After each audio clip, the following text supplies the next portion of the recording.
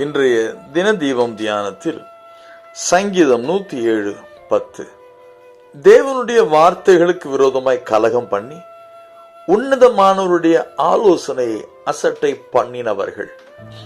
ஆங்கிலத்தில் NIV மொழிபெயர்ப்பு Psalms 107:11.